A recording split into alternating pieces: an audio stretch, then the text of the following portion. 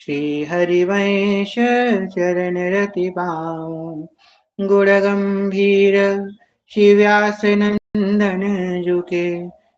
शुभ प्रसाद सुजस रस गाऊं। नागरी दास के तुम ही सहायक।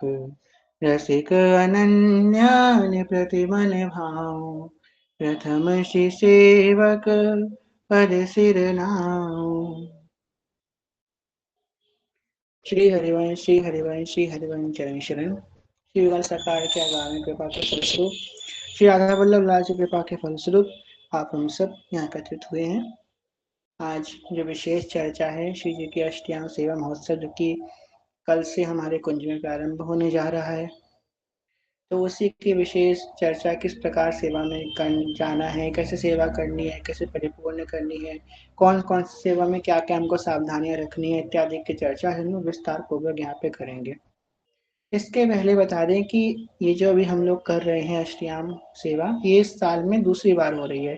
इसके पहले मार्च में भी एक बार हम लोग अष्टयाम सेवा कर चुके हैं। कुछ सखियां पहले जुड़ी हैं जो पहले भी करी थी। इस बार फिर से हमारे यहाँ अष्टयाम महोत्सव प्रारंभ हुआ है। तो अष्टयाम सेवा, पहली बात ये अष्टयाम सेवा है क्या और ये क्यों करनी चाहिए, इसका महत्व क्या है। देखिए, मूल रूप से जो साधारण जीवन में चल रहा है, जो साधक है, जो भगवान की नाम जप कर रहा है, पाठ कर रहा है, वो क्यों कर रहा है, अनवागता उसे क्या प्राप्त करना है, उसे भगवान की सेवा प्राप्त करनी है। आज पंडित जयप्रसाद जी की वाणी भेजी थी हिमांशी सखी ने हमको। उसमें एक पॉइंट था, उन्होंने क्या कहा कि भजन करके क्या आस हो साधक की कि और भजन मांगे। तो हमारा जो हम नाम जप करते हैं, वाणी पाठ करते हैं, इसीलिए तो करते हैं कि भगवान की सेवा प्राप्त हो। और ये सेवा क्या है, जो नौनिर्मित निकुंज में, अब हम किस उपासना में, हम लोग सहचरी सखी भाव की उपासना में, सहचरी भाव की उपासना में, तो नवनिर्मित निकुंज में श्री प्रिया प्रीतम की जो सहचरियां हैं, लता विशाखा सखियां, कैसे सेवा करती हैं, वो सेवा ही हरिवंश महाप्रभु ने प्रकाशित करी। निकुंज की जो सेवा की परिपाटी थी, वही सेवा जैसे इस निकुंज में होती वैसी वही सेवा भूतल पे प्रकट करी। ऐसी सेवा राधा वल्लभ जी में आज भी होती है। जो सेवा निकुंज में होती है, सेम वैसी ही सेवा आज भी राधा वल्लभ लाल के मंदिर में होती है। तो वही महाप्रभु जी ने प्रकट करी, उसी को हम लोग कहते हैं अष्टयाम सेवा। वैसे तो अष्टयाम भी छोटा है, क्योंकि सखियां तो पल पल सेवा में रखी हैं, पर मूल रूप से अष्टयाम 8 पहर की सेवा हमारे राधा वल्लभ संप्रदाय में बताई गई है।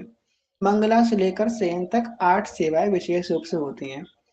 पहले हमने सोचा था कि एक दिन में अष्टयाम करें, तो एक दिन में अष्टयाम करना बहुत मुश्किल है, क्योंकि हम लोग हर समय ऑनलाइन नहीं रह सकते, हर समय जुड़े नहीं रह सकते। इसके लिए हमने एक एक दिन निर्धारित किया, जैसे कि कल प्रथम दिवस है तो कल मंगला होगी। कल सुबह लिंक आएगा 4 बजे से लेकर के 6 बजे तक सुबह कथा होगी, उसमें हम लोग मंगला सेवा करेंगे। फिर परसों जो है श्री जी की श्रृंगार सेवा होगी, उसमें स्नान होगा, वन विहारित स्नान होगा, फिर श्रृंगार होगा, श्रृंगार भोग होगा, श्रृंगार आरती होगी, ऐसे सेवा होगी। तो हर अष्टयाम सेवा में, एक एक याम की सेवा में अलग अलग विस्तार पूर्वक बातें कही गई हैं। जैसे कि सबसे पहले हम सुबह सेवा में कैसे जाएंगे, सेवा में जाने का विधि क्या है। पहले हम स्नान आदि करके निवृत्त हो जाएं। स्नान करने के बाद सबसे पहले आकर के हमको तिलक धारण करना है। जो हमको अपने गुरुदेव से तिलक प्राप्त है, वो तिलक हमको धारण करना है। तिलक प्राप्त नहीं है तो रज रज धारण करनी है माथे पे। चंदन धारण करना है, श्री जी का प्रसादी जो आपके पास हो वो धारण कर लीजिए। उसके बाद आपके पास राधा वल्लभ का चन्नामृत हो, गुरुदेव का चन्नामृत हो, जो चन्नामृत हो वो चन्नामृत भगवान का पीना है। उसके बाद फिर सबसे पहले हमको सोहनी सेवा करनी है। जिस मंदिर में, हमारे घर का जो मंदिर है जहाँ भगवान विराजमान है, पहले सोहनी सेवा करनी है नहाने के बाद। कुछ लोग नहाने के पहले सोहनी लगा, नहाने के बाद सोहनी लगाई जाती है। कि हम गर्भगृह में कैसे प्रवेश कर सकते हैं बिना नहाए धोए, तो पहले सोहनी सेवा करनी है। सोहनी का भी एक पद है, भोरी सखी का पद है, तो उसकी भी चर्चा हम लोग कल के प्रथम सत्र में करेंगे। सोहनी सेवा करने के बाद फिर आसन लगा के बैठे। आसन लगा के बैठने के बाद सबसे पहले हमको भावना करनी है, क्योंकि सेवा में जाने के पहले कुछ परिपाटी को हमको फॉलो करना पड़ता है। सबसे पहले भाव की सेवा, यहाँ पे भाव की प्रधानता है। तो भाव को क्या करना है, जो हमारे गुरु ने हमको भाव दिया है, सखी भाव दिया है, हम प्रिया जी की सखी हैं। हम ना स्त्री हैं ना हम पुरुष हैं, हम बस प्रिया जी की सखी हैं। इस भाव को हमको धारण करना है। हम प्रिया जी की सखी हैं और प्रिया जी का संबंध हमारे संग का है, वो भी हमारी सखी है। हम परस्पर एक दूसरे के सखी हैं, इस भाव को हमको धारण करना है। इस भाव को धारण करने के बाद गुरु मंत्र प्राप्त है तो उस गुरु मंत्र की माला करनी है, नहीं प्राप्त है तो हरिवंश नाम की माला करनी है। एक माला कर लें, फिर उसके बाद सेवा में हम जाएं। सेवा में जाने से पहले भगवान का जो पात्र है, दीपक है, कटोरी है, चम्मच है, गिलास है, वो सबको मार्जन करके पहले रख लेना है। उसके बाद मंगला में जाना है। फिर मंगला की होती है, सुबह सुबह राग भैरव गाई जाती है। जागो मोहन प्यारी राधा, जागो मोहन प्यारी राधा, जागो मोहन प्यारी राधा। इस प्रकार राग भैरव कल गाएंगे। इस राग भैरव गा करके प्रिया जी को जगाया जाता है। जगाने के बाद उस भावना को हम आप लोगों को सब कराएंगे कैसे क्या करना है। जगाने के बाद वो कुंज में लेकर गई सखियां उनको, उनका मुख पोछा उन्होंने। सबसे पहले उनको मंगला भोग पवाया। हमने भोग की लिस्ट डाल दी है अष्टयाम वाले ग्रुप में। जो लोग ऐड नहीं है वो ऐड हो जाए, हमने लिंक वृंदावन वाले ग्रुप में डाल रखा है। और जो ऐड नहीं हुए हैं तो भी कोई बात नहीं, हम डाल देंगे क्या क्या भोग लगता है प्रिया जी को। तो जैसे मंगला का भोग है तो मंगला में माखन, मिश्री, फल इत्यादि का भोग लगता है। सखियों ने वो भोग एक एक करके प्रियाल को पवाया। अब भोग लगाने की क्या विधि है, जैसे कि आप फल का भोग लगा रहे हैं। पहली बात तो अगर एप्पल का भोग लगा रहे हैं तो साबुत एप्पल का भोग नहीं लगता है, एप्पल को काट करके भोग लगता है। और एप्पल को अगर लगाएं तो उसका छिक्कल निकाल करके भोग लगाया जाता है। छिक्कल जो होता है एप्पल का वो निकाल करके, छिक्कल सहित भोग नहीं लगता। एप्पल आपने छिक्कल निकाल दिया, उसकी कोई गुठली बीच में ना आ रही हो, ध्यान से काट करके उसके बाद प्रिया जी के मुखमंडल के पास लेके गए। जरूरी नहीं है कि उनके होठ पे टच कराना है, मुखमंडल के पास लेकर गए, उनको दूर से पवाया, भावना के प्रिया जी ने पा लिया।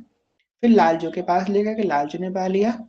फिर हरिवंश महाप्रभु के पास ले गए, हिज्जू ने पा लिया। फिर गुरुदेव के पास लेकर गुरुदेव ने पा लिया। उसके बाद उसको वापस से कटोरे में रख दिया। इस प्रकार कम से कम 2 बार करें। एक पीस उठाया, सबको घुमाया, फिर यही बात दूसरे पीस उठा करके भी ऐसे क्रम से लेके जाएं। उसके बाद क्या करें, एक चम्मच में जल लें और इसी भांति सबके मुख के पास थोड़ा जल जल लेकर के सबको जल पिला दिया। उसका एक स्वच्छ कपड़ा रखा कीजिए अपने कुंज में, रुमाल हो या कोई कपड़ा हो, उससे दूर से पिया जी के मुखमंडल के पास लेके गए। ऐसे ऐसे भावना के लिए उन्हें पिया जी का मुख जो है पोंछ दिया। भोग लगाने के बाद प्रिया जी का, लाल जी का, हितू जी का, गुरुदेव का, उसको वापस से कपड़े को रख दिया। फिर चावल ले लिए, थोड़ा सा चावल डुलाए। उसके बाद मंगला भोग किया, फिर मंगला आरती हो गया। आरती की क्या विधि है, आरती की विधि 2 तरीके की है, एक थोड़ी विस्तृत है और एक थोड़ी छोटी है।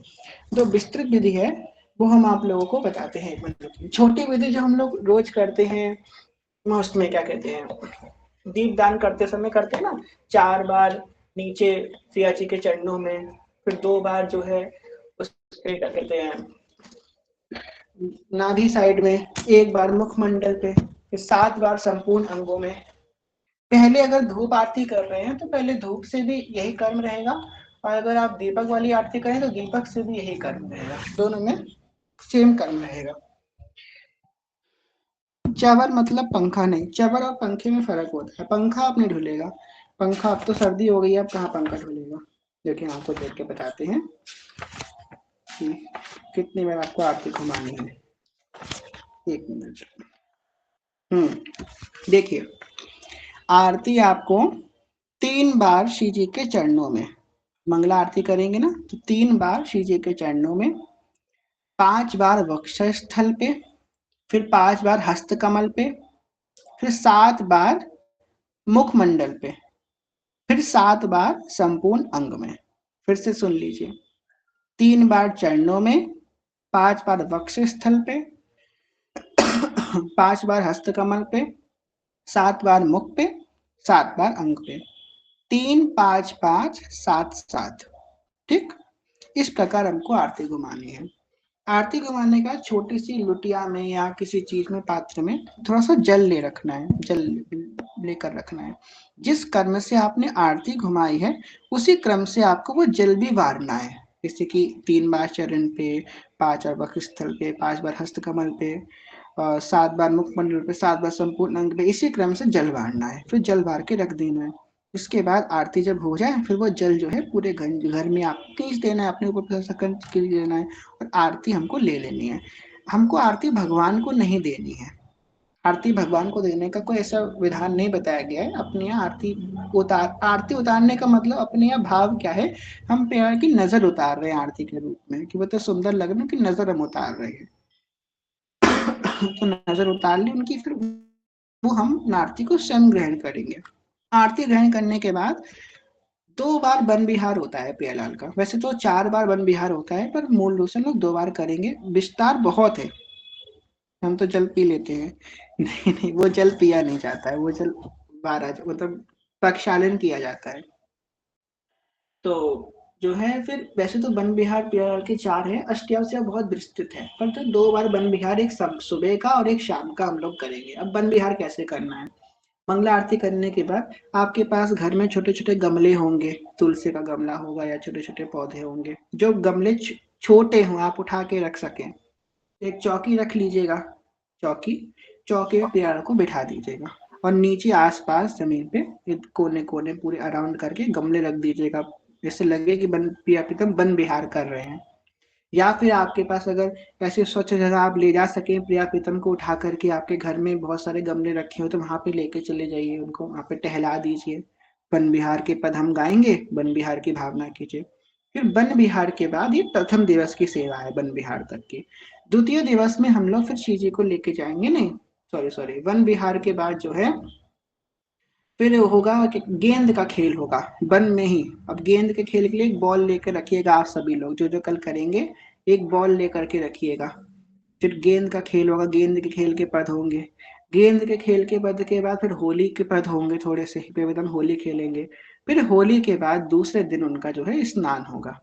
अब स्नान जो है ये दूसरे दिवस की सेवा है। स्नान कुंज में लेकर के जाएंगे अपने प्रीतम को। पहले प्रिया जी का स्नान होगा, फिर लालजू का स्नान होगा। अब स्नान कैसे करना है प्रिया प्रीतम को?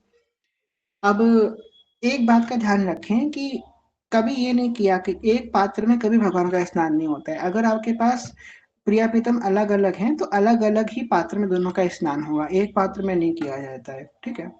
तो एक पात्र में प्रिया प्रीतम को, प्रिया जी को रखा, लालजू का पहले प्रिया जी को रखा। अब उनके श्री अंगों को आप वृंदावन की रज हो आपके पास, जो पतली वाली रज होती है, कंकड़ वाली नहीं, एकदम मुलायम वाली रज, उससे प्रिया जी के अंगों को आप मल सकते हैं, या पीले चंदन से मल सकते हैं। पीले चंदन से मल मल के प्रिया जी को आपने स्नान कराया यमुना जी के जल से। उसके बाद जो है उनके शरीर को कॉटन के कपड़े से पोंछ दिया। उसके बाद हाथ में थोड़ा सा इत्र लिया, जो इत्र होता है ना, जिसको नेचर ऑयल बोलते हैं, फ्लावर ऑयल होता है जो, वो हाथ में लेकर के फिर प्रिया जी के अंगों की मालिश करेंगे इत्र से। इत्र से मालिश करने के बाद फिर प्रिया जी को वस्त्र धारण कराएंगे, वस्त्र धारण कराएंगे, आभूषण धारण कराएंगे। आभूषण धारण करवाने के बाद उनके जो है, जो स्प्रे वाला इत्र होता है, वो स्प्रे वाला इत्र उनके पूरे शरीर में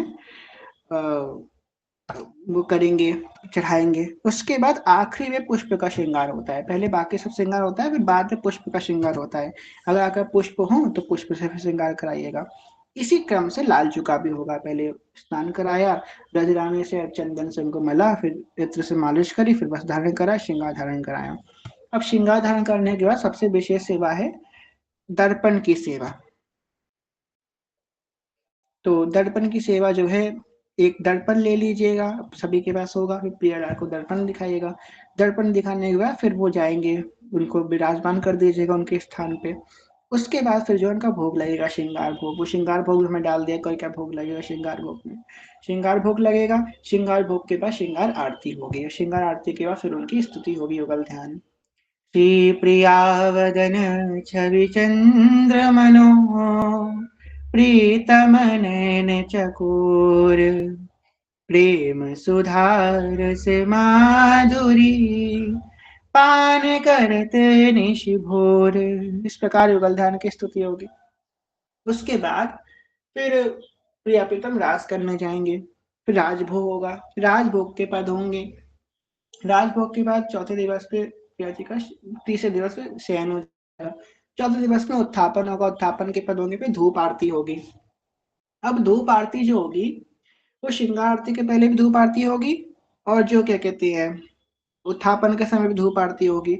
धूप आरती एक बात ध्यान रखिएगा कि एक होती है काले रंग की जो आती है हम लोगों के पास धूप बत्ती, जिसको हम लोग अपने आप घिस घिस के बनाते हैं, वो कोई मत जलाइएगा, उससे होता है बहुत धुआं। वो धुआं जो इतना ज्यादा होता है, हम लोगों को प्रॉब्लम होती है तो भगवान को प्रॉब्लम नहीं होती होगी, तो वो मत जलाया करिए। स्टिक वाली जो धूप बत्ती आती है, उस स्टिक वाली धूप बत्ती को ले आइएगा, बाजार में आप बोलेंगे स्टिक वाली धूप बत्ती आपको मिल जाएगी, उसको जलाया कीजिए आरती में, सुगंधित होती है, बढ़िया, आप जला सकते हैं उसको। उसी से इसी क्रम से जैसे हमने बताया, 3 बार चरण, 5 बार वक्षस्थल, 5 बार हस्तकमल, 7 बार मुखमंडल, 7 बार संपूर्ण, इसी क्रम से धूप को घुमाएंगे। धूप आरती ऐसे होगी। फिर भोग होगा, भोग की विधि बता दी, आरती की धूप आरती की विधि बता दी। फिर संध्या में वन विहार होगा, वन विहार की विधि बता दी। फिर जो 7वां दिन होगा अष्टयाम का, कपूर से भी धूप नहीं, कपूर से धूप आरती नहीं हो सकती। धूप का मतलब ही धूप होता है, तो कपूर से कैसे हो पाएगी? ठीक है, कपूर से आप लोबान से कर सकते हैं, अगर आपके पास लोबान है और कपूर जला के लोबान से धूप आरती करना, लोबान से कर सकते हैं, वो धूप आरती में आएगा। ठीक है। फिर रास कैसे करवाना है? 7वें दिन जो है अष्टयाम का, आपने लिस्ट देखी होगी, शेड्यूल। 7 सप्तम दिवस है, महारास का दिन, उस दिन महारास होगा प्रियप्रीतम का। महारास में आपको प्रियप्रीतम को सफेद रंग की पोशाक धारण करानी है, उस दिन सुबह धारण करा दीजिएगा। जिस प्रकार वन विहार में आपने आसपास पौधे रखे थे, ऐसे उस दिन भी आसपास पौधे गमले रख दीजिएगा, इत्र का छिड़काव कीजिएगा। और जब रास होता है तो प्रियव्रतम के पास एक पात्र में केसर मिश्रित जल, एक जल होता है, उसमें केसर की 1-2 कली डाल दीजिएगा, इससे रंग आ जाए केसर का, और मिश्री डाल दीजिएगा। मिश्री और केसर मिश्रित जल प्रियव्रतम के पास जरूर रखिएगा। चंद्रकला रख दीजिएगा, होती है, कुछ नहीं कर सकते तो बताशे रख दीजिएगा, सफेद रंग के जो बताशे होते हैं प्रियव्रतम का। रास के पद गाएंगे, जितना सुंदर आप मंडप सजा सकते हैं रास का, सुंदर मंडप सजा दीजिए, तो सप्तम दिन प्राप्त होगा। अष्टम दिवस व्याहुला होगा। आप में से कितना लोगों को व्याहुला करना आता है? अपना हैंड रेस कीजिए। किसको किसको व्याहुला करना आता है?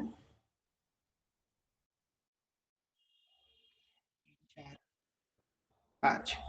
ठीक है, कुछ ही लोगों को आता है, वैसे तो सभी को आता है ऑलमोस्ट, ऐसा नहीं है, सबको कई बार सब लोग कर चुके हैं, पर कोई बात नहीं। तो व्याहुला आप लोग कैसे करेंगे कि व्याहुला में जैसे प्रिय प्रीतम को सुबह आपने तैयार करा दिया, बैठा दिया, उसके बाद जो है आप एक बेदी बनाएंगे, जैसे हम लोगों ने वहां राष्ट्र में बनाई है बेदी, सुंदर बेदी। प्रिया प्रीतम को जो आपके पास वस्त्र हो, कोशिश कीजिएगा कि नीलांबर और पीतांबर पहना है उनको, है ना, ऐसे परस्पर करके उनको बैठा दीजिएगा।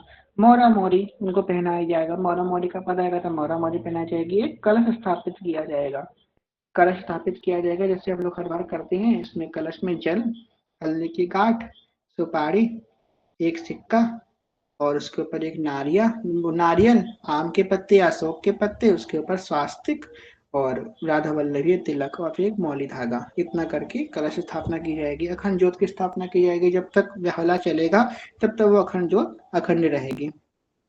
के बाद प्रिया प्रीतम की दूधा बाती होगी, उसके लिए दूधा बाती के लिए आप लोग वो बना सकते हैं, सिवई बना सकते हैं या खीर बना सकते हैं। दूधा बाती के लिए दूध की कोई चीज से दूधा बाती कर सकते हैं। दूधा बाती करने के बाद जो है आप आखिरी में प्रिया प्रीतम की आरती होगी।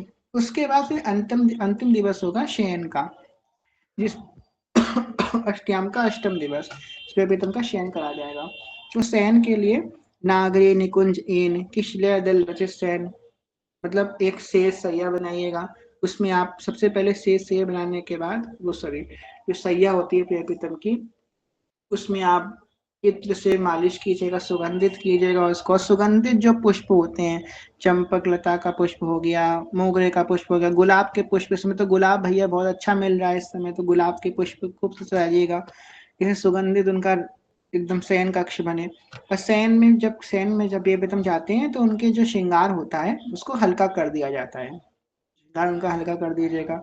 वो जो लहंगा पहने हैं या ठाकुर जी जो पोशाक पहने हैं, अगर आपने लहंगे को बांध देते हैं टाइट से कि नीचे ना गिरे या उसकी फिटिंग अच्छे से आए, तो उसको थोड़ी सी गांठ को खोल दिया जाता है, इससे उनको आराम से वो कंफर्टेबली मतलब शयन कर सकें। इस प्रकार पे उनको शयन में ले जाया जाएगा।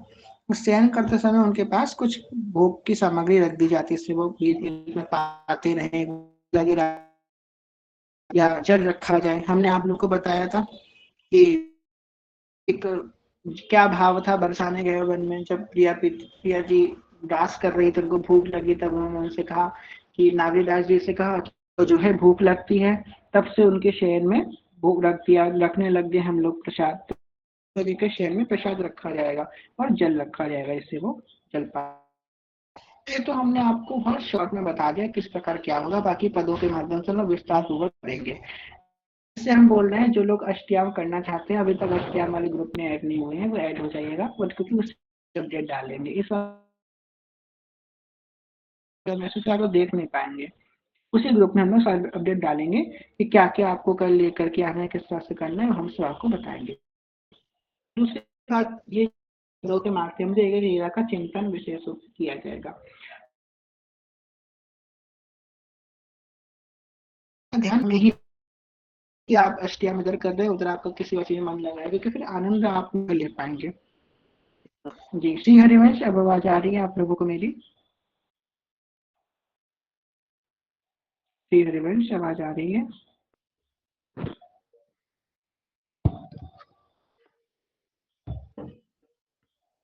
अब आ रही है आवाज श्री हरिवंश? जी ठीक है। तो आप लोगों को जो है ध्यान रखना है कि हमारा जितने समय हम सेवा में रहे उतने समय सेवा में ही मन रहे। जो माताएं बहनें हैं जो अशुद्ध अवस्था में हैं या अशुद्ध अवस्था में जा सकती हैं बीच में, वो सेवा नहीं प्रारंभ कीजिएगा, क्योंकि अगर आप पहले दिवस की कर रहे हैं तो अंतिम दिवस तक आपको रोज करना है, एक दिन की छूट है बस, सप्तम दिवस की। अगर कोई व्यक्ति जो है नहीं कर पा रहा है पूरे दिन, तो वो अगर सिर्फ व्याहुला भी कर ले, प्रिया जी का व्याहुला अगर कर ले तो भी कोई बात नहीं है, तो भी वो कर सकता है, सिर्फ व्याहुला भी कर सकता है। तो अगर आप कुछ नहीं कर पा रहे हैं तो व्याहुला करें, और करें तो पूरी करें, मंगला से लेकर के शयन तक सब सेवा करें। और अगर नहीं कर पा रहे हैं तो जो सखियां करेंगी उनके श्रवण करें आकर के, दर्शन करें आकर के। अगर आप मान प्रकट में सेवा नहीं कर पा रहे हैं तो मानसिक सेवा तो जरूर करें ही करें। ये अष्टयाम सेवा बहुत जरूरी होती है, क्यों? क्योंकि क्या होता है हम लोग इसको छोड़ देते हैं। विशेष रूप से हम जब कथा सुनते हैं हम लोग तो नाम की महिमा सुनते हैं, नाम जब हम लोग कर लेते हैं, वाणी की महिमा सुनते हैं, हरिवंश वाणी कै वारी हरिवंश की कै हरिवंश ही नाम, वाणी जो का पाठ कर लेते हैं, याद कर लेते हैं, कंठस्थ हृदयस्थ कर लेते हैं, पर सेवा हम लोग छोड़ देते हैं, क्योंकि सेवा को ठीक ठीक हमको समझ में नहीं आता। कुछ चीजें हम पढ़ते हैं वहां से जानते हैं, कुछ चीजें हम सुनते हैं वहां से जानते हैं, कुछ चीजें हम देख के जानते हैं, और कुछ चीजें अपने मन से लगा देते हैं, तो टूटे फूटे ऐसे तैसे सेवा हम लोग कर लेते हैं। इसीलिए हमने सेवा अष्टयाम प्रारंभ करी है। इससे सब लोग ठीक ठीक तरीके से जो वास्तविक जो सिद्धांत से सेवा करी जाएगी, जो मूल स्वरूप है सेवा का, उस तरीके से हम सेवा को प्रतिपादित कर सकें, इसीलिए ये अष्टयाम उत्सव रखा गया है। तो इस प्रकार अष्टयाम उत्सव में आप लोग आ सकते हैं। जो लोग अष्टयाम सेवा कर रहे हैं उनके लिए कुछ नियमावली हमने बताई थी, उस अष्टयाम वाले ग्रुप में डाली है, तो आप लोग देख लीजिएगा क्या नियमावली है। उस नियमावली का यथा योग जितना आप पालन कर सकें उतना पालन करने का प्रयास कीजिएगा। दूसरी बात, ये जो अष्टयाम उत्सव है बहुत बड़ा उत्सव है। देखिए इस बार हमारे कुंज में कार्तिक मास में रघुनाथ जी की कथा तो रोज हो रही है, पर हमारी कथा बहुत लंबे समय से विश्राम चल रही है। क्यों? क्योंकि आपको यहाँ पे प्रकट रूप में नहीं बता सकते, पर क्योंकि इस समय हम थोड़ा ज्यादा अध्ययन कर रहे हैं, हम अष्टयाम भी लिख रहे हैं, तो हम बहुत ज्यादा व्यस्त हो गए हैं। जी कृपा से, गुरुदेव की प्रेरणा से अष्टयाम लिख रहे हैं अपनी एक, और जो है शास्त्र अध्ययन उसमें हम इतना व्यस्त हो गए हैं कि कथा नहीं हो पा रही है रेगुलर रूप से। इसलिए हमने यह उत्सव रखा कि उत्सव होगा तो वो तो रेगुलर हो ही जाएगा। तो समझ लीजिए कार्तिक मास का एकमात्र यही उत्सव है। अभी देखिए दादा गुरुदेव का प्रकट हुआ, हम लोग उसमें भी हम लोग उत्सव नहीं कर पाए, है ना? तो अब जो है ये उत्सव है अष्टयाम, 8 दिन का उत्सव है, तो इसको उत्सव की तरीके लीजिए कि कार्तिक मास में चतुर्मास तो है ही विशेष, और चतुर्मास सबसे विशेष क्या है? कार्तिक मास। और कार्तिक मास में ये 8 दिन जो है ये बहुत पुनीत दिन है। अगर आपने पूरे कार्तिक मास सोचते रहे, हम लोग कुछ लोग होते हैं ना सोचते हैं कार्तिक मास में अच्छे सेवा करेंगे, अच्छे से करेंगे, अच्छे से करेंगे, बस करते कर सोचो सोचो सोचो पूरा कार्तिक मास निकल जाता है, अच्छे सेवा कर ही नहीं पाते हैं। समझ लीजिए आपके लिए अपॉर्चुनिटी चीजें लेके आई हैं कि आप अच्छे सेवा कर लें। अगर आप एक एक दिन में एक एक भी सेवा अच्छे तरीके से करते हैं तो आपकी अष्टयाम पूरी परिपूर्ण हो जाएगी, और अब आगे आप इतने अच्छे से समझ जाएंगे, आप दूसरे को भी समझाने लग जाएंगे अष्टयाम कैसे करनी है। तो अष्टयाम अच्छे से कीजिए। बाकी पद गायन आप लोगों को सिखाया जा रहा है, दिव्या सखी सिखा रही हैं और हम भी कथा में बताते रहते हैं कैसे करना है। बाकी अष्टयाम आप लोग इस तरीके से कर सकते हैं। आप में किसी किसी का कोई प्रश्न है तो आप हैंड रेस कर सकते हैं, उसकी चर्चा कर लेते हैं, वरना फिर आगे की चर्चा करते हैं।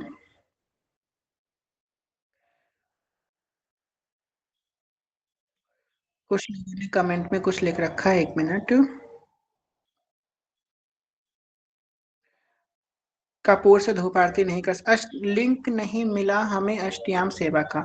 देखिए जो वृंदा विपिन वाला ग्रुप है ना, उसमें अष्टयाम का एक अलग ग्रुप बनाया गया है, वृंदा विपिन अष्टयाम नाम से। उसका लिंक हमने कल डाला था, तो आप ऊपर देख लीजिए, पढ़ा होगा, उसमें आप ज्वाइन हो जाइए।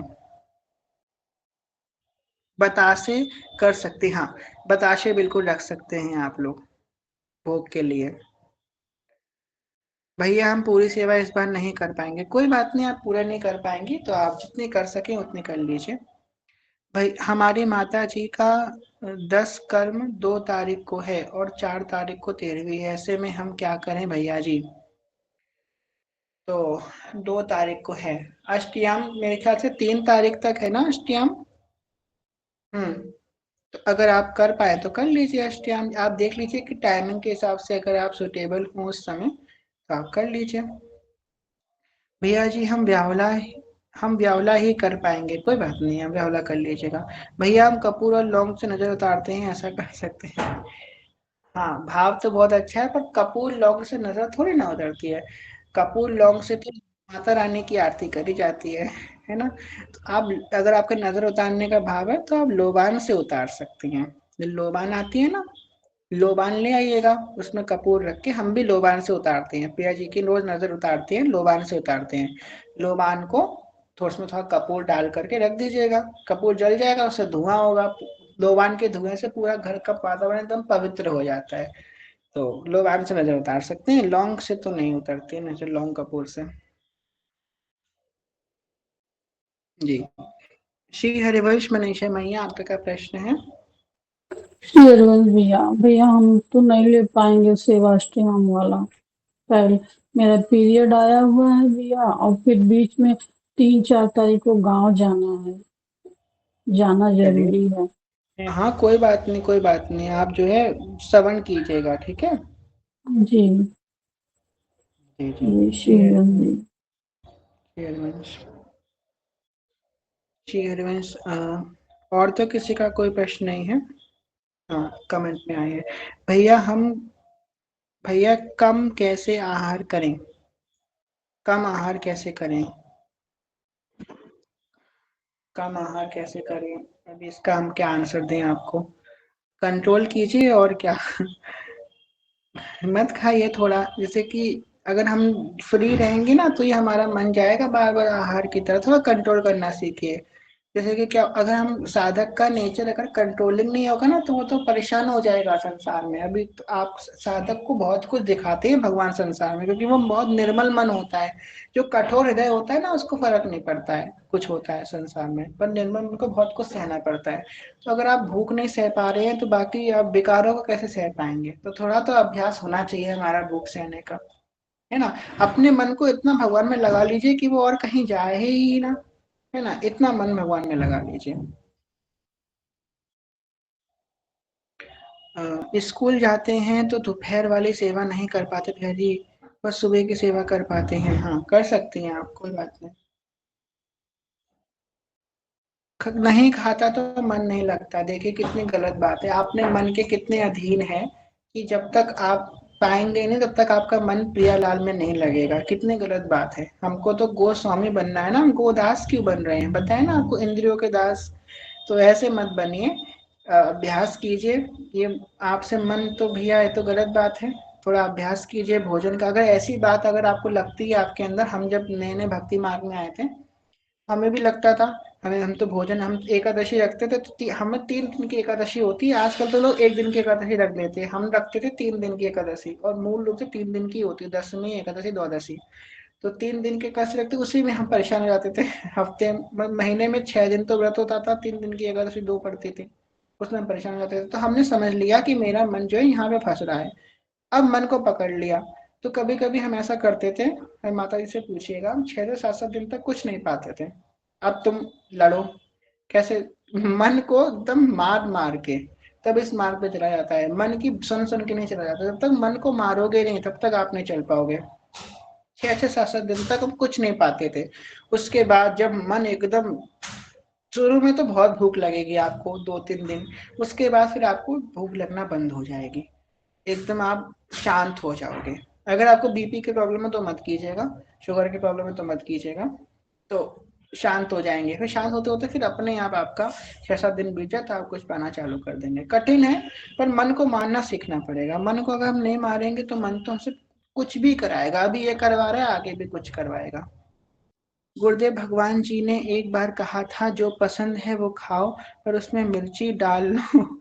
आप भी ऐसा करो, कंट्रोल हो जाएगा। हाँ, गुरुदेव भगवान ने बोला था कि गुलाब जामुन को नमक में भिगो करके खा लो, मजा आ जाएगा, फिर दोबारा नहीं खाओगे। हमारे कुंज में एक सखी है ऐसी, मुस्कान सखी से बात हुई थी, मुस्कान गुप्ता सखी से। तो मुस्कान गुप्ता सखी क्या करती हैं, उनको मैक्रोनी खाने का बहुत मन हुआ एक बार, तो उन्होंने क्या किया, इतना नमक डाल लिया मैक्रोनी में, 2-3 चम्मच भर भर के नमक डाल लिया और फिर खा ली। उसके बाद से कभी जिंदगी मैक्रोनी खाने का मन नहीं हुआ।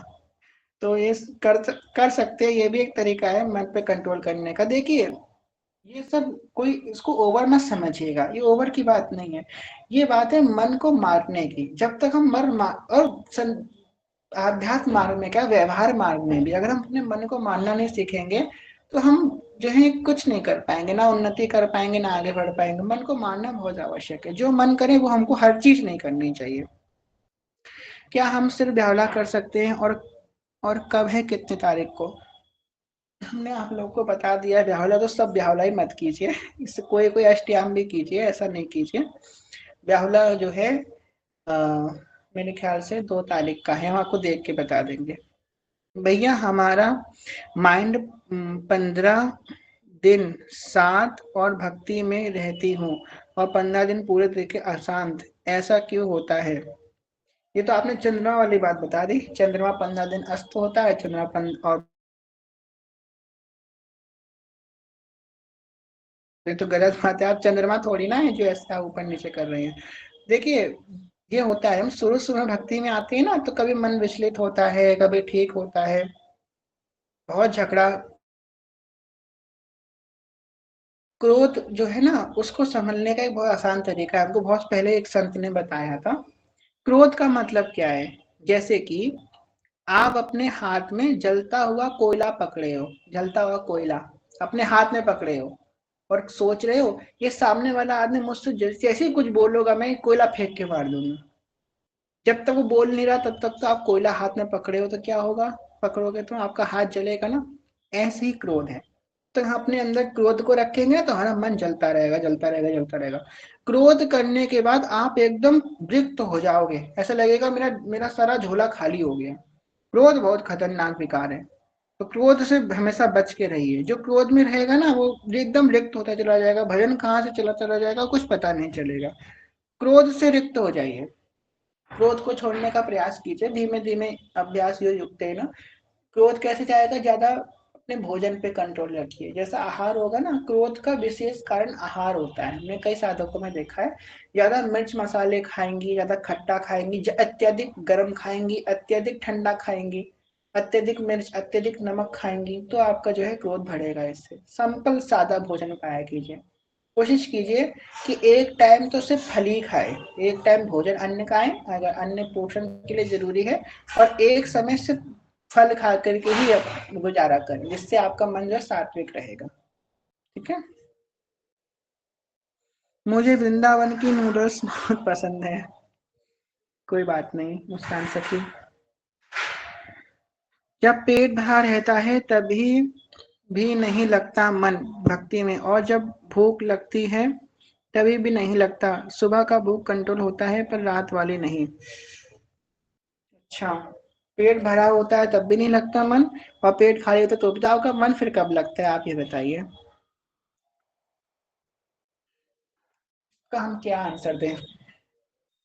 पेट भरा होता है तो भी मन नहीं लगता आपका, पेट खाली हो जाए तो भी मन नहीं लगता आपका, तो आप व्रत करना चालू कर दीजिए। आप एक काम कीजिए, आप एकादशी चालू कर दीजिए, तो आपका मन चालू होगा, लगेगा कम से कम। भैया जी, क्या दूषी तिथि द्वादशी तिथि में तुलसी जी को जल और दीपदान कर सकते हैं? द्वादशी, अच्छा।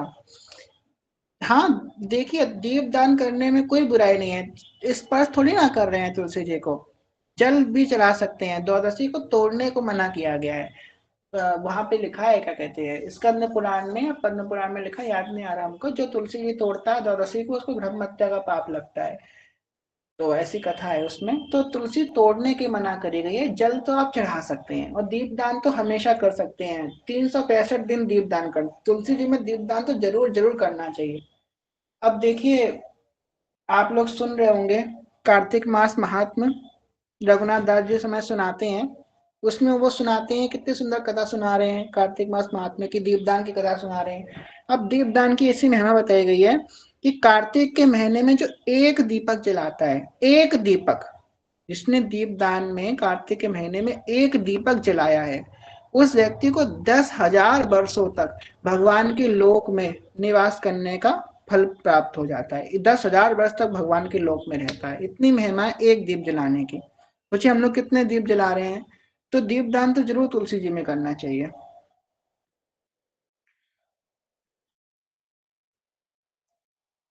ऐसा ही होता है भैया जी, भैया यही हुआ, पानी पूरी खाई 10 दिन हुए। हाँ, अच्छा, भोजन पे कंट्रोल कीजिए। साधना मैया को शिकायत करूंगी, रवि भैया चुप रहो आप। क्या चल रहा है यहाँ पे? राधे, कोई आप लोग लड़ाई झगड़ा मत कीजिए।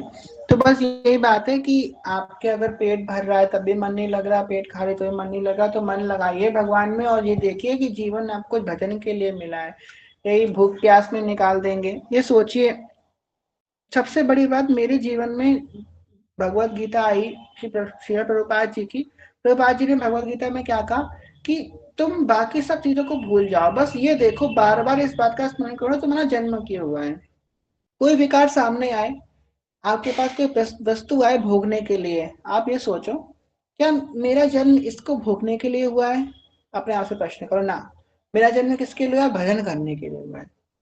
अगर भोगना भी पड़ रहा है तो उसमें लिप्त ना हो, बस लिप्तता सबसे बड़ी दिक्कत है, और हम हमारे अंदर जब तक भजन नहीं है ना, तब तक हम लिप्त हो जाएंगे। कोई व्यक्ति आपसे कहे कि भाई नशा कर लो पर लत मत लगाना, कि वही बात है ना। तो अगर जब तक आपके अंदर उतनी कैपेसिटी नहीं है कि आप उसमें लिप्त नहीं हो, तब तक आप बिल्कुल भोग मत करो। अगर जैसे कि हम बता रहे हैं, कोई व्यक्ति है जो तीखा खाना इसको बहुत पसंद है, तो त्याग दो तीखा, बिल्कुल मत खाओ तीखा। खट्टा खाना पसंद, खट्टा त्याग दो, ये मत सोचो कभी कभी चल जाएगा। वो कभी कभी जो चलाने की बात है ना, वही आपको बार बार गिराएगी। जितनी बार खट्टा तीखा खाओगे उतनी बार आपको गिराएगा वो, और आपके अंदर ऐसी छटपटा उत्पन्न करेगा, भजन में आपकी अरुचि होती चलती चली जाएगी, बैकवर्ड होते चले जाएंगे आप भजन में। तो जो चीज आपको पता है, पहली बात तो साधक को पता ही नहीं चलती है कि हमको हमारे अंदर क्या ऐसी चीज है जो हमको भजन में विक्षेप कर रही है। अगर भगवान ने आप पे इतनी कृपा करी है, उनको पता तो है कि मुझे क्या चीज गिरा रही है, जब पता चल गई है तो उसे बंद कर दो। कितना आसान है, भगवान ने आपको बता दिया, और वो भी आपको सामर्थ्य देंगे बंद करने का, आपके हाथ में है। सबसे बड़ा त्याग होता है, संयम होता है भोजन का। जिस व्यक्ति ने अपने भोजन पे संयम कर लिया, वो व्यक्ति हर इंद्रिय पे संयम कर सकता है। भोजन का संयम बहुत बड़ा संयम है। चक के पाना है निकुंज में, अभी नहीं असली बात। निकुंज इसलिए नहीं जाना है कि हे भगवान, निकुंज में चक के पाना नहीं, निकुंज में चक के पवाना है प्रिया जी को, ये भाव रखिए। निकुंज में पाना थोड़ी ना है, आप पाने बैठ जाएंगे थरिया लेके तो प्रिया जी क्या पाएंगी। हमको पवाना है उनको, उनको पाते हुए देखकर हमारा पेट अपने आप भर जाएगा। मनाही नहीं है पाने की, पर वो पाएंगी अपने अधरों से, पूरी तोड़ तोड़ के पाएंगी, गुलाब जामुन पाएंगी, उनको देख देख के हमारा मन सिरा सिरा के भर जाएगा। ये कौन सी बात है कि हमको वहां पर जाके पाना है? हम खाने के थोड़ा निकुंज जा रहे हैं, है ना, खाने के लिए कौन निकुंज जा रहा है। जी भैया, जब भी लगे मन भटक रहा है, बस एक बार प्रश्न करना चाहिए, मैं कहाँ थी और मेरे साथ कौन थे? जय हो। श्री जी, हमें इतना अधम होने के बाद भी स्वीकार किया है, तो हम क्या कर सकते हैं श्री जी के लिए? क्या श्री जी इम्पोर्टेंट है जिनके लिए मन कर रहा है? मुझे भी समझ आया, मेरे खाने में ही प्रॉब्लम है। जी, तो बिल्कुल सही बात हमारी संध्या सखी ने बोला कि सबसे पहले यही विशेष करना चाहिए कि कौन है हमारे, श्री जी हमारी हैं, और श्री जी के लिए हम इतना नहीं कर सकते। वैसे वो पता है उनके लिए नहीं, हम कर अपने लिए ही रहे हैं। अगर हम तीखा छोड़ेंगे, खट्टा छोड़ेंगे तो अपने तो छोड़ेंगे, उनके तो ना छोड़ेंगे, उनको तो ना कुछ मिल जाएगा खट्टा खट्टा छोड़ करके। इस बात का ध्यान रखें। शुरू में ये सब चीजें बहुत जरूरी होती हैं। हम लोग क्या करते हैं, हम लोग बराबरी करते हैं। जैसे कि कोई बड़े संत हमने देखे और कोई बहुत बड़े रसिक हैं, कोई संत हैं, उनको हमने गलती चाय पीते हुए देख लिया, हम सोचेंगे अरे वो भी तो चाय पीते हैं, हम भी चाय पियेंगे। वो इतना तपस्या कर चुके हैं कि अब उनको चाय प्रभावित नहीं करेगी। वो इतना भजन कर चुके हैं कि उनको छोटी मोटी चीजें का फर्क नहीं पड़ेगा। हम उनसे इंस्पिरेशन, वो ऐसा करते हैं तो हम भी ऐसा करेंगे। आप ये भी तो देखिए, फिर उनके जितना भजन आपका हो रहा है, जितना जिस भक्त से आप कंपैरिजन करें किसी भी एंगल पे, सबसे पहले ये देखें कि उतना भजन क्या हम कर रहे हैं जितना भजन ये करते हैं। अगर वो है तो फिर आप कंपैरिजन करने के एलिजिबल भी हैं। तो ये बात देखा कीजिए। कुछ लोग मेरी स्टेटस देख के कंपेयर करने लग जाते हैं। तो बस किसी भी भक्त का आप देखें तो इस बात देखें कि उन्होंने जितना भजन किया है, उन्होंने जितना तप किया है, कि हमने वो किया है, अगर किया है उसके बाद आप कंपैरिजन कीजिए। तो इस बात का ध्यान रखिए, हमको भक्तों की आचरणों से नहीं सीखना है, हमको भक्तों के वचनों से सीखना है। ये सिद्धांत विचार में साफ साफ ध्रुवदास जी ने कहा है कि भक्तों के आचरणों को देख करके उनकी परिपाटी का आप अंदाजा नहीं लगा सकते कि वो बाहर से क्या है तो अंदर उनकी स्थिति क्या होगी। उनके वचनों को पालन करना है। महापुरुषों ने सब गायो पर देखनो यह है कि उनको हियो कहाँ ठहरानो और सोई गहनो, है ना, ये बात तुलसीदास जी कहते हैं, हमने अक्षरशः बताई। तो इस बात को आपको देखनी है कि उनकी लेवल का भजन हमारा है कि नहीं। ठीक है। क्या आहार के लिए अहंकार आता है? नहीं समझे आपकी बात। आहार के लिए अहंकार मतलब? आप में से किसी का और कोई प्रश्न हो तो बताइए, वरना फिर हम सीधी को शयन कराएं इसके अलावा। जी, एक सखी का और प्रश्न आया है। जून में वृंदावन आए थे, तब क्या जादू कर दिया वृंदावन ने? रज ने, तटीय स्थान, बरसाना, लता पता, यमुना जी, गिरवर, वहां की हवाएं, ठाकुर वृंदावन के बस आए तब से एक दिन वृंदावन वृंदावन, उठते बैठते सोते जाते राधा राधा, बाकी सब हम बोले ठाकुर जी के उपासक हैं। अब हमें अब नाम सेवा दी राधा रानी ने, बस उन्हीं की सेवा करें। बहुत सुंदर। वृंदावन का रोग आपको लग गया है। वृंदावन धाम पार, रटे जा राधे राधे, राधा बेली सरकार, जपे जा राधे राधे। और उनका भजन है ना, कितना सुंदर भजन है। मैं तो वृंदावन को जाऊं सखी, मेरे नैना लड़े बिहारी से, मेरे नैना लड़े बिहारी से, मेरे नैना लड़े गिरधारी से, मैं तो वृंदावन को जाऊं सखी, मेरे नैना लड़े बिहारी से। तो बहुत अच्छी बात है। खूब नाम सेवा कीजिए, जल्दी आपको वृंदावन की प्राप्ति हो, ये प्रार्थना है श्री जी से। आहार ज्यादा खाने से अहंकार आता है। हाँ, देखिए आहार की हम विशेषता क्यों बताइए। देखिए क्या होता है, हमारी ना जीवनी शक्ति होती है। हम हमारी जीवनी शक्ति का पोषण तीन चीजों से होता है, ध्यान सुनिएगा। जल से, अन्न से, और तीसरा ऑक्सीजन, जो श्वास हम लेते हैं। अन्न से, जल से और ऑक्सीजन से, इससे हमारी जीवनी शक्ति का पोषण होता है। ये तीन चीजें नहीं लेंगे तो हम जीवित नहीं रहेंगे, है ना। इन तीन चीजों से जीवनी शक्ति का पोषण होता है। अब जैसे कि कोई व्यक्ति अत्यधिक जीवनी शक्ति का पोषण कर रहा है और बदले में वो क्या कर रहा है, ऐसा कोई कार्य नहीं कर रहा है जिसमें जीवनी शक्ति लगे, या तो वो तप करे, या तो ध्यान करे, या तो कोई ऐसा बलपूर्वक ऐसा कार्य करे जिससे उसकी जीवनी शक्ति जो है उसमें उसका यूज हो। इससे क्या होता है, अत्यधिक जीवनी शक्ति जब एकत्रित हो जाती है व्यक्ति के अंदर, तो उसके वीर्य का अधोगमन होने लग जाता है, ऊर्ध्वगमन की जगह अधोगमन होना प्रारंभ हो जाता है। उसके ज्यादा काम विकार उसके अंदर उत्पन्न होने लग जाएगा, बड़ा कामी हो जाएगा वो व्यक्ति। अगर वो ज्यादा बहुत ज्यादा खाने लग जाएगा और वो करेगा कुछ नहीं, ऐसा कोई श्रम का कार्य नहीं कर रहा है या कोई योग नहीं कर रहा है, ऐसा कोई जप नहीं कर रहा है, ध्यान नहीं लगा रहा है, तो वो बहुत बड़ा कामी हो जाएगा, काम विकार उसके अंदर बहुत ज्यादा आने लग जाएगा। इससे उसकी जो है वो भ्रष्ट होता चला जाएगा। जीवनी शक्ति का हमको संशय करना है। जो योगी होते हैं, आपने देखा होगा जो योगी होते हैं, जो योग करते हैं, वो किसी से बोलते तक नहीं है, अपनी आंखें भी नहीं खोलते हैं। क्यों? आंखें खोलेंगे तो जीवनी शक्ति खर्च हो जाएगी, बोलेंगे जीवनी शक्ति खर्च होगी। इस समय हम बोल रहे हैं, जीवनी शक्ति खर्च कर रहे हैं कि जीवनी शक्ति खर्च करके वो जीवनी शक्ति बचाते हैं, वो ज्यादा से ज्यादा अपनी जीवनी शक्ति योग में लगा सकें। योग का जब ध्यान करते हैं तो उसमें शक्ति लगती है। ऐसा नहीं है कि पंथी मार के बैठ जाएंगे और कुछ, ये तो कुछ काम ही नहीं कर रहे हैं। आप बैठ के दिखाइए आधे घंटे पंथी मार के, पद्मासन लगा करके आधे घंटे आग बंद करके बैठ जाइए। पर भैया इसमें ये है कंडीशन की, और कुछ चिंता नहीं होना चाहिए, बस हरिवंश नाम का चिंतन करो। आधे घंटे में पसीना छूट जाएंगे करने में, आधे घंटे करने में। तो उसमें जीवनी शक्ति का बहुत ज्यादा प्रयोग होता है। इसलिए कहा गया है कि आहार में अगर हम नियंत्रण रखेंगे तो हमारी जीवनी शक्ति जो है अधोगमन की तरफ नहीं जाएगी, ऊर्ध्वगमन की तरफ जाएगी। और एक स्थिति होती है, प्रारंभ में तो हर एक व्यक्ति को बहुत जरूरी है अपने आहार पे मेंटेन करना, प्रारंभ में। बाद में तो चलो ठीक है, अगर आपकी वो स्थिति आ गई है, वो रसिकों की बात है, उनसे उनको कंपैरिजन नहीं करना।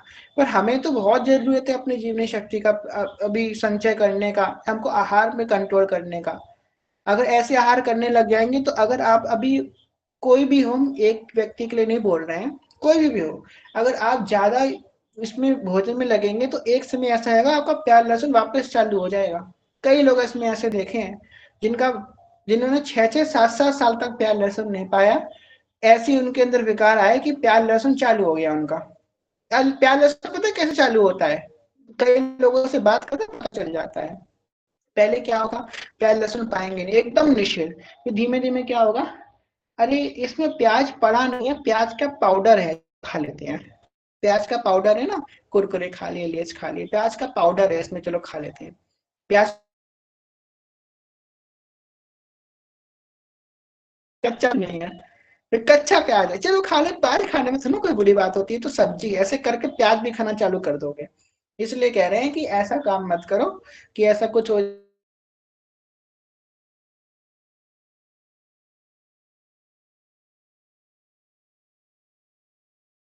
भोगी ना बने, भावुक बने। प्रथमे ही भावुक भाव विचारे, हम लोग भावुक बने, इस भाव से पितन की सेवा करें।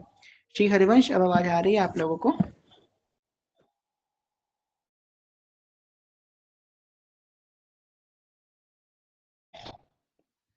हम कहीं और से दीक्षित हैं, गुरु जी ने बीज मंत्र मिला है। अब वो बीज मंत्र की माला करते करते भी राधा राधा नाम आता है बीच बीच में, तो वो गुरु नियम की अवहेलना तो नहीं होगी? आप कौन, मतलब किस मार्ग से हैं आप? भगवान श्री कृष्ण के मार्ग से हैं कि किस मार्ग से हैं, आप ये बताइए हमको पहले।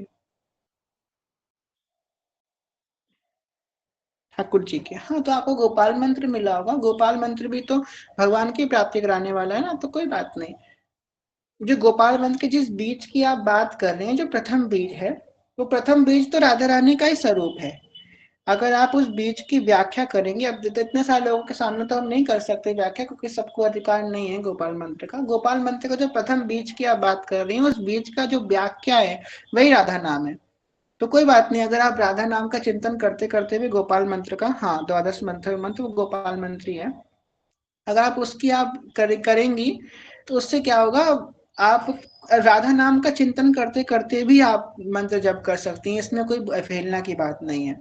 सेवक जी महाराज कहते हैं, श्री हरिवंश सुरीति सुनाऊं, श्यामा श्याम एक संग गाऊं, छिनक कबहु नान्तर होई, प्राण सो एक देह है दोई, राधा संग बिना नहीं श्याम, श्याम बिना नहीं राधा नाम, छिन छिन प्रति आधारत रहु, राधा नाम श्याम तब कहु।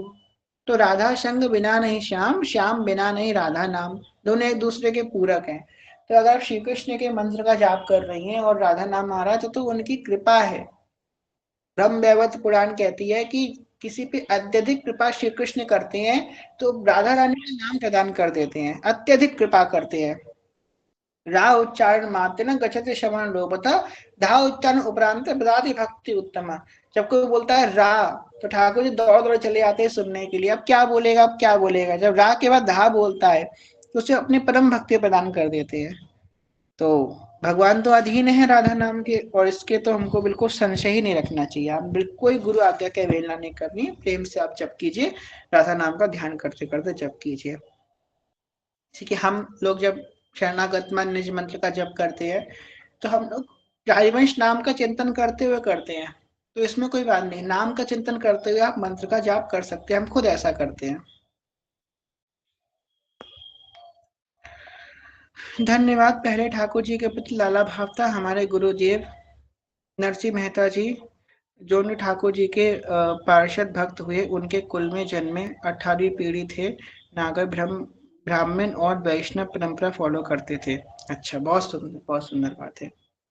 आप जो है नाम जप करते हो, नाम का चिंतन करते हो, मंत्र जप कर सकती है। श्री हरिवंश रानी से की आपका क्या प्रश्न है?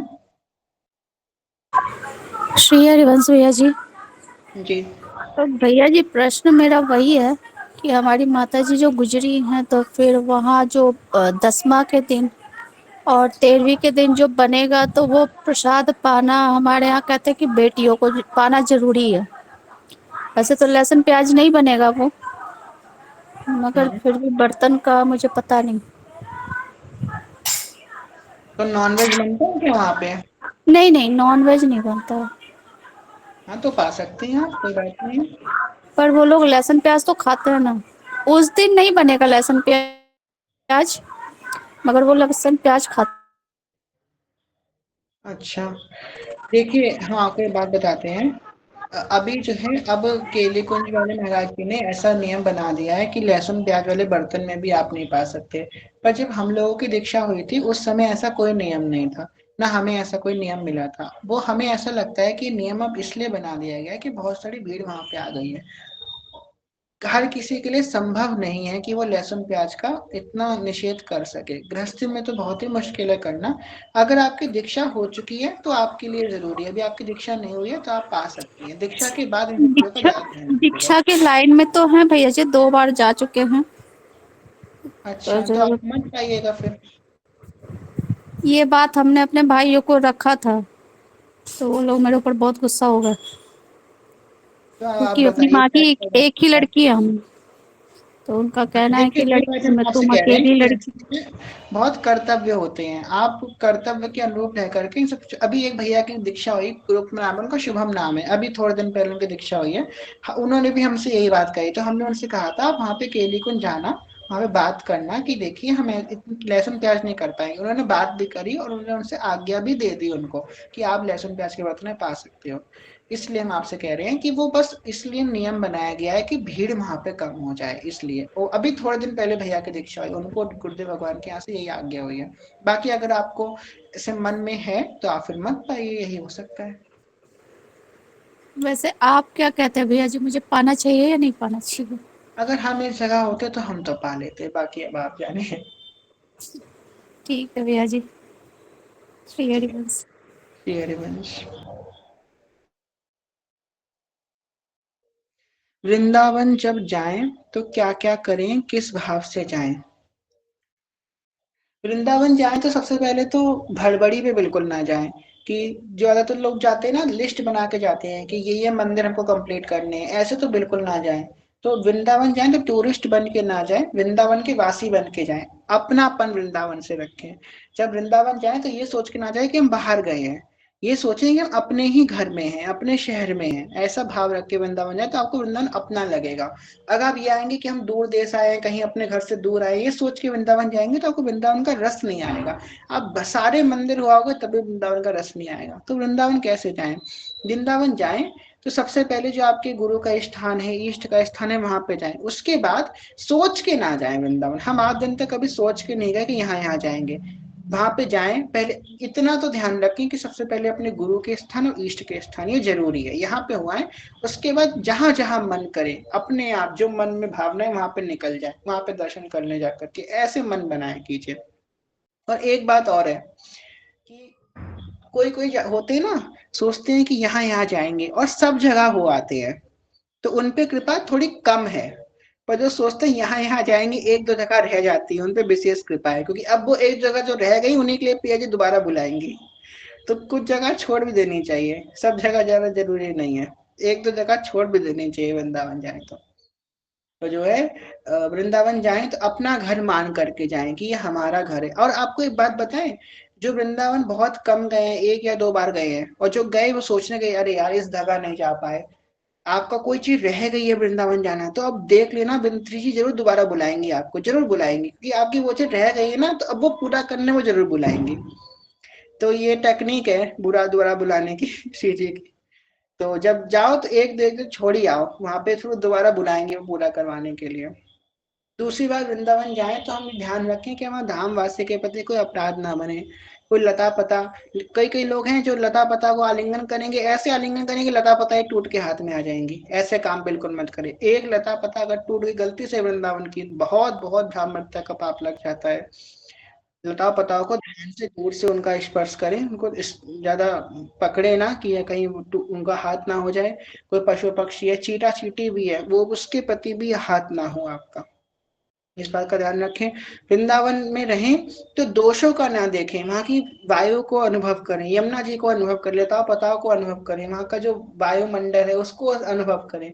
दोषों को वहां पे ना देखें कि अरे ये देखो ये ऐसे हैं वो वैसे हैं, ये सब नहीं देखना, हम कैसे हैं और हम ऐसे हैं तब भी श्री जी ने वृंदावन बुलाया है, तो हमको ये बात देखनी है। दूसरी बात, ज्यादा भीड़ भड़क्का वाली जगह में जाने की कोई जरूरत नहीं है आपको, जहाँ पे बहुत भीड़ हो। एकांत ढूंढिए वृंदावन में, किसी संत के पास जाकर के बैठ जाइए, कहीं आपको सत्संग मिल रहा हो तो सत्संग जरूर सुनिए वृंदावन जाकर के, और सत्संग जो सुन लीजिए सोचिए कि श्री जी हमसे यही कहना चाहती है, सत्संग के माध्यम से आपको उन्होंने सुनवा दिया है। एकांत में जाइए, एकांत में बैठिए और पद गाइए जाकर के, यही तो वृंदावन का आनंद है। वृंदावन का आनंद ये नहीं है कि उतरे, राधे राधे का तिलक लगवा लिया, लस्सी पी ली, बिहारी जी में भीड़ भक्का में दर्शन कर लिए और गुलाब की माला लेकर के आ गए, ये वृंदावन जाना नहीं। वृंदावन का जाने का मतलब क्या है, माथे पे रस का तिलक है, सुंदर इत्र लगाए हमारे अंगों में, और हम सेवा कुंज के लता बताओ के मध्य में बैठ करके, जहाँ पे कोई नहीं है, यहाँ पे हम पद गायन कर रहे हैं। बैठी रहूं कुंजन के कोने, श्याम राधिका गाऊं, प्रिया जो श्याम राधिका गाऊं, ये है वृंदावन का आनंद।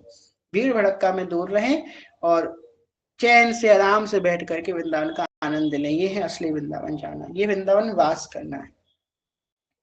श्री हरिवंश मनीषा मैया, आपका कोई प्रश्न है क्या? नहीं जी भैया, हमसे पता नहीं, ये बताइए कि हम अपराध करके आए भैया कि क्या करके, आज हमको याद आ गया। हम गए थे वहां इस्कॉन घूमने के लिए, वहां वृंदावन का इस्कॉन मंदिर था भैया। तो ऑटो में बैठ के आ रहे थे, तो यहाँ उस दिन पुलिस लगी थी, तो बिहारी जी का जो चौराहा नहीं है, वहां पे पुलिस ऑटो वाला उतार, तब तक पुलिस आ गई। अब पुलिस वाला क्या कर दिया कि ऑटो वाला को मारने लगा कि यहाँ पे रोकोगे तो तुमको अभी मार देंगे। और हम लोगों को जल्दी जल्दी बेचारा उतार दिया, हम उसका पैसा नहीं दे पाए भैया। अब दौड़ के हम पुलिस वाला उसको दौड़ाया, बेचारा गाड़ी लेके भागा, उसको अब अपनी गाड़ी बचानी थी कि किराया लेना था। 3 लोग थे हम लोग, तीनों लोग कोई लोग किराया नहीं दे पाए। हम भैया बहुत दूर तक दौड़ के गए, लेकिन वो हमको दिखा नहीं। आज तक मेरे मन में बार बार ये आता है कि हम उसका 20 रुपया नहीं दे पाए, पता नहीं अपराध होगा क्या होगा भैया। बात तो सही है, क्योंकि उसने आपको पहुंचाया, पैसे तो आपको देने चाहिए थे, आप चिंता मत कीजिए। कैसे दे, पुलिस वाला उसके पहिए के ऊपर भैया वो लोहे का इतना बड़ा क्या लिया था, मार के पंचर करने लगा। वो जल्दी जल्दी का हाथ जोड़ के हम लोगों को उतारने लगा, बोला कि जल्दी उतारो, भागो नहीं तो मार के तुम्हारा पहिया पंचर कर देंगे, गाड़ी वो कर देंगे। अब वो उतार के 1 सेकंड भी रुका ही नहीं, हम लोग कैसे कैसे चलते गाड़ी से उतरे भैया, एकदम तुरंत भाग ही गया ऑटो वाला भैया। तो आप एक काम कीजिएगा, देखो क्या हुआ ना, आप पहली बार वृंदावन गई थी ना, जी आपका दोबारा जाने का कोई प्लान भी नहीं है आप, अभी तो नहीं है भैया है ना, नहीं है प्लान। ना। तो श्री जी ने ये लीला ऐसी लेकर है कि आपको दोबारा बुलाएंगे वो, और देखना आपको दोबारा जी बुलाएंगे, वो आपको जरूर मिलेगा ऑटो वाला, देख लेना, अब मेरा तो पूरा याद विश्वास। भी हमको नहीं है चेहरा और उसका। जब दिखेगा ना तब याद आ जाएगा आपको। अच्छा, हाँ, हम इसीलिए बार श्री बार जी ये लीला कहते करी श्री कि जी आपको बहुत दोबारा बड़ा बुलाएंगे। अपराध है। आप चिंता मत कीजिए, क्या? आप दोबारा जाएंगे, इसीलिए श्री जी ने लीला करी है। जी जी भैया, ये शेरवन शेरवन भैया।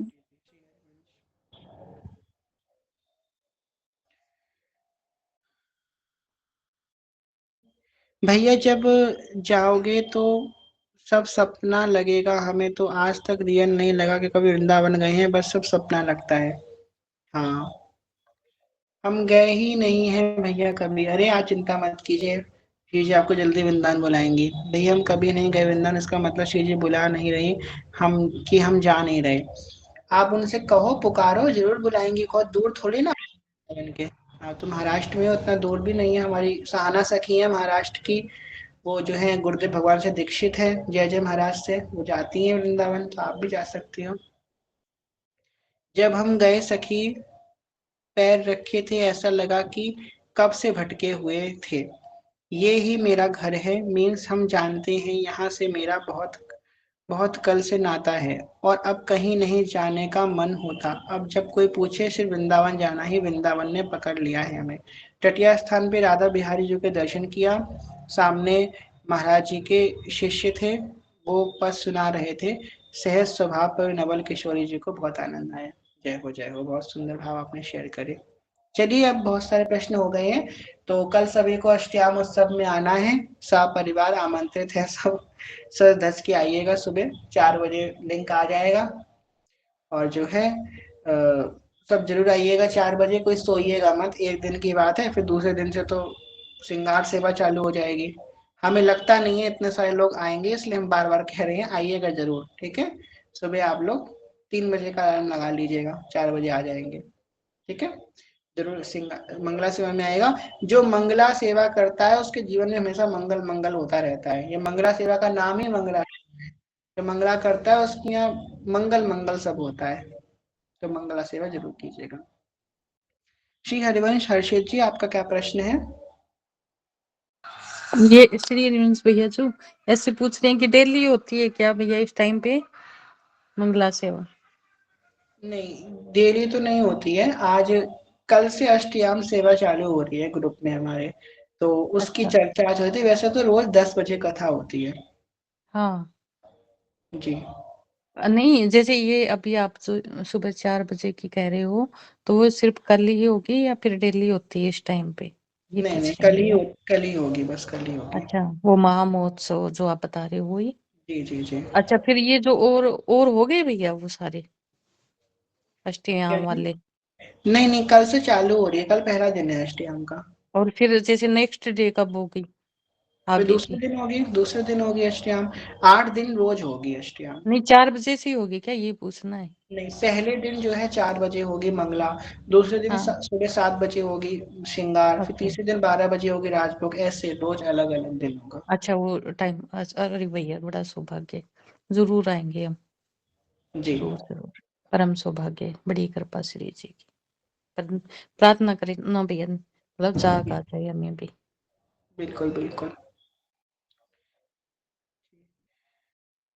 हम सो गए थे पिछली बार। हाय मुस्कान सखी, आपसे उम्मीद नहीं थी। आप क्यों सो गई थी? आप तो दीक्षित हैं, आपको नहीं सोना चाहिए बिल्कुल भी। भैया जी वृंदावन वास कैसे मिलेगा? वृंदावन वास मिलेगा गोपेश्वर महादेव की कृपा से। गोपेश्वर महादेव को प्रसन्न कीजिए तो वृंदावन वास दे पाएंगे भाई। भावे मेट सके त्रिपुरारी। हम अपने पर्सनल एक्सपीरियंस से बता रहे हैं। लाल जी से क्या क्या क्या हार जाओगे, थक जाओगे, 2-3 जन्म लग जाएंगे तब भी इन्हें सुनने वाले। लाल जी बहुत ढीठ है, सुनेंगे नहीं। 3-4 जन्म निकाल देंगे, वृंदावन वास की अर्जी कबूल नहीं करेंगे ये। भोले बाबा को मनाओ। भावी मेट्स वो भोले भाले हैं, मान जाएंगे।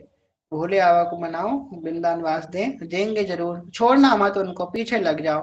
कैसे नहीं दोगे? देना पड़ेगा, देना पड़ेगा। इतने पीछे लग जाओ कि वो दे ही दें आखिर में। ले भाई तू ले ले वृंदावन वास। भोले बाबा को मनाओ, भोले है ना जो वृंदावन वास देंगे।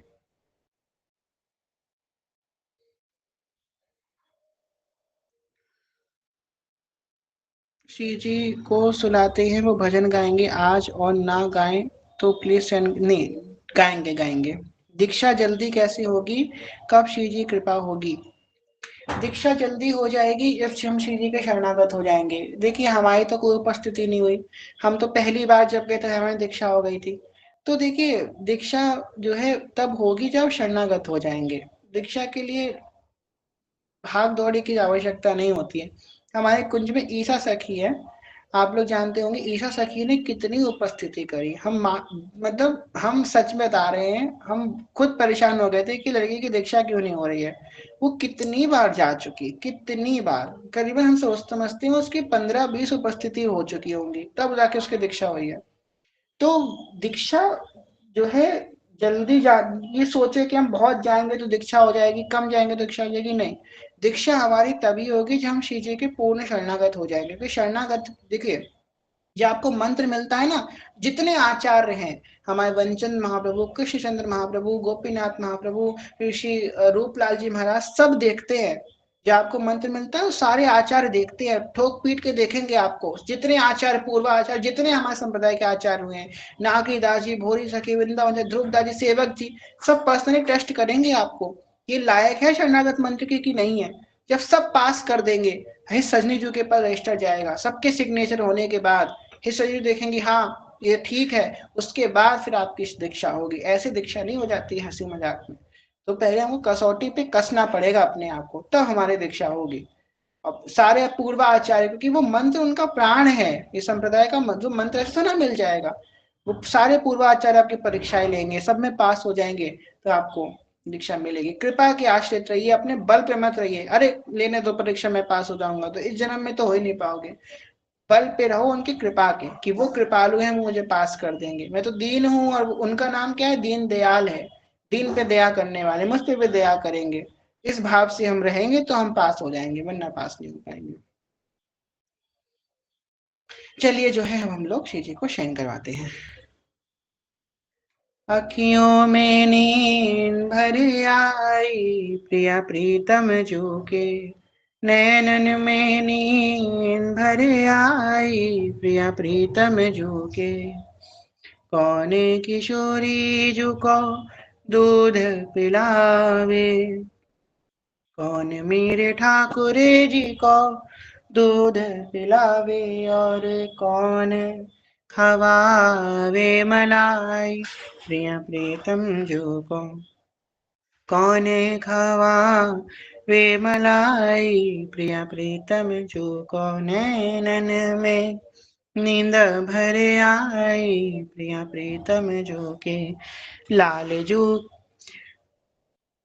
मैया किशोरी जो को दूध पिलावे, मैया मेरे ठाकुर जी को दूध पिलावे, और बाबा खवावे मलाई, प्रिया प्रीतम जो को।